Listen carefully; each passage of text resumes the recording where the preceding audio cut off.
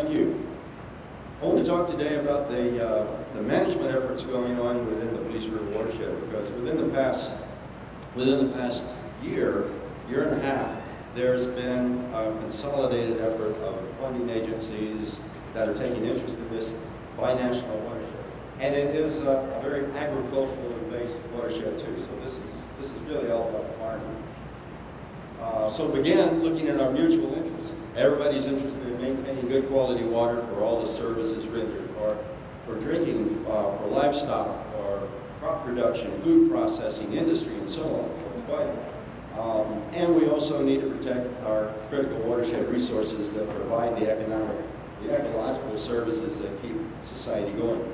But the dilemma, of course, is that agriculture is the biggest impactor throughout the world, not just in Belize, but throughout the world, and even larger than war at this point in time. So how do we deal with that? How do we make changes? How do we harness agriculture while still having production that maintains society?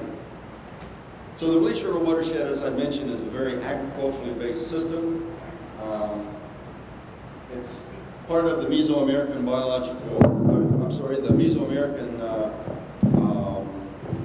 the Mesoamerican Reef, here we go, the Mesoamerican Reef drainage system, and it's also, as I mentioned, a binational watershed that we share with Guatemala, and I don't need this. So anyway, and it has a lot of very interesting components to it here, from the Chiquibul River that's flowing into the Mopan being largely in Guatemala, about a third of the watershed, 2/3 of the watershed in Belize, with the Chiquibul River Watershed from the Maya Mountains flowing into the to the junction with the Mopan to create the Belize River Watershed, and here the Belize River Valley, which is one of our most important agricultural areas in the country. A lot of beans and corn and table food come out of that area. Yes. So real quickly, the issues are many. Riparian deforestation at the top of that list. Riparian forest, or the filter system of the landscape, and we're losing that at an alarming rate.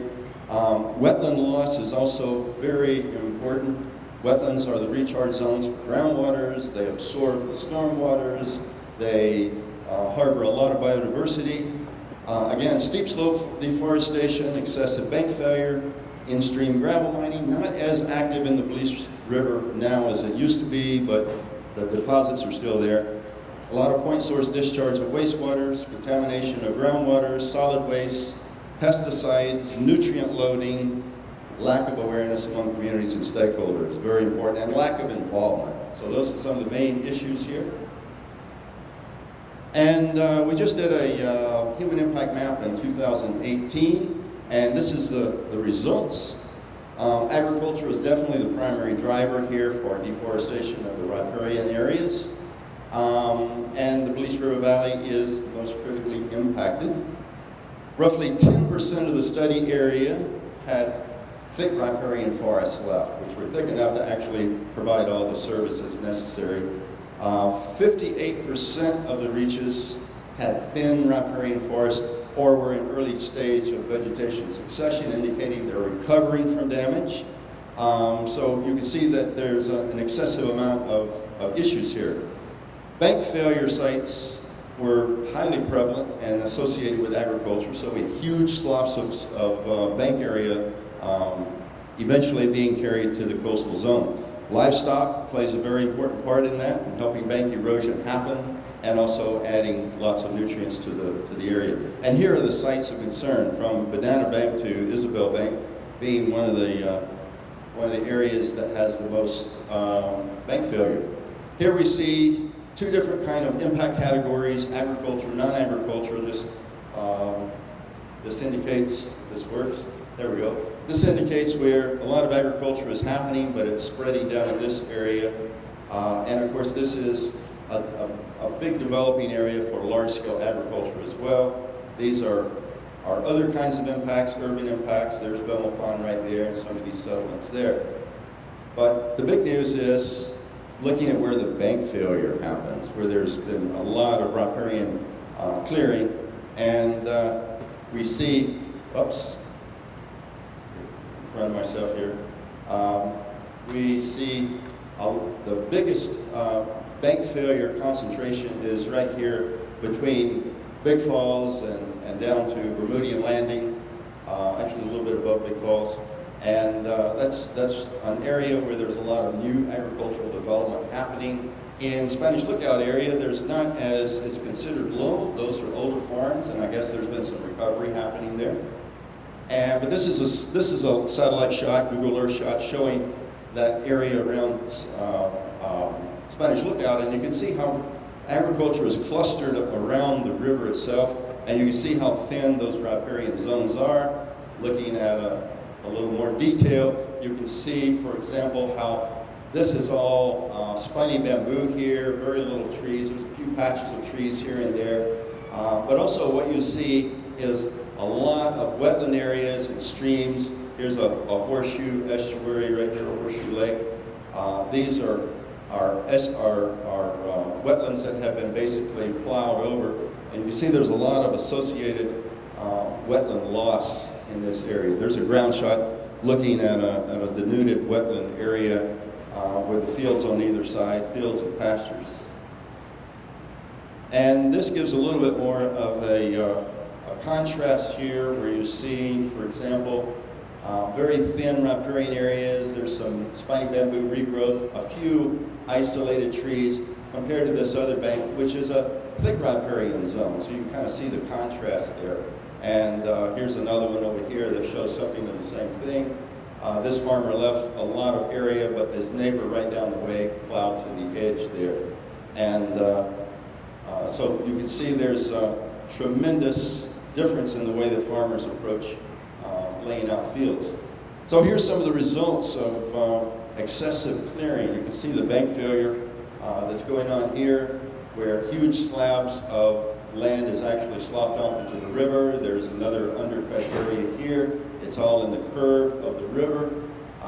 Check this one out. This one is almost eating into the road here. And here's one. This one actually is a Melpa farmer, just to show that Melpa farmers also have an impact. This bank used to extend about maybe 20 feet out into the river, and over the years has sloughed away. But here's a bank shot from that one area that's eating into the road. You can see how extensive that is. That's hard to deal with. How do you really arrest that? It takes some soft engineering design. It takes some money to make that happen.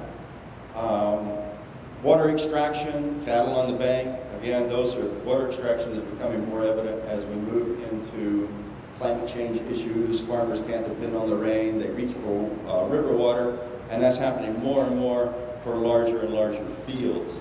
And we have no minimum flow standard for the Belize River, so issues there. Looking at the Mopan River side, this is what's going on in Guatemala. You can see a few scattered trees, but most of the area along the Mopan is cleared right up to the water's edge. And also many of the wetlands are pretty much gone as they're putting corn and beans and cattle into areas that are anywhere available. But ultimately, our charge is to work with Guatemalans, because this is a binational watershed. And in reality, years ago, it was the Guatemalan NGOs that crossed the border first to talk to us about watershed conservation. And we followed up, but we didn't maintain that contact, except for Friends of Conservation and Development. They're doing tremendous work in maintaining that across the border contact with the Guatemalan side. So if anybody, they can help us to develop a stronger relationship here. Mutual challenges, of course, improving food quality, reducing production costs. This means eliminating a lot of inputs where possible, which is an environmental as well as economic savings. Buffering the impact of climate change. You do that by putting back the riparian forests. Riparian forests are critical in protecting against flood damage, for example. Wetlands are vital for controlling floodwaters. They absorb and hold and slowly release the floodwaters and also recharge the groundwaters. Protecting, managing water and soil resources, fortifying food security, protecting managing ecosystem services, recovering degraded lands, contributing to current and future economy. All of these are our common issues, and they're all revolving around the availability of good quality water. First thing you do, lock up the critical resources. That means the headwaters, the system that recharges the streams. That means protecting the wetlands. That means protecting the riparian forest. And in Belize, we've done a lot toward helping to preserve our headwater systems, but we have other work to do here. But the next big challenge is to work with farmers. This is a farmer issue, and farmers have issues. They're trying to grow food in an uncertain world, and they're trying to pay off the bank at the end of the run so they can plant again. And it's to our benefit that they continue to do that. And we have to address their needs. Well, number one, we have to recognize what those needs are and to focus research attention and ways of solving those issues. And the good news is there are quite a lot of solutions that can be brought to bear to address these issues. And one of the places where that's happening intensely is places like Cartier. And Cartier has a lot of interest in helping Belize with issues that we're dealing with here.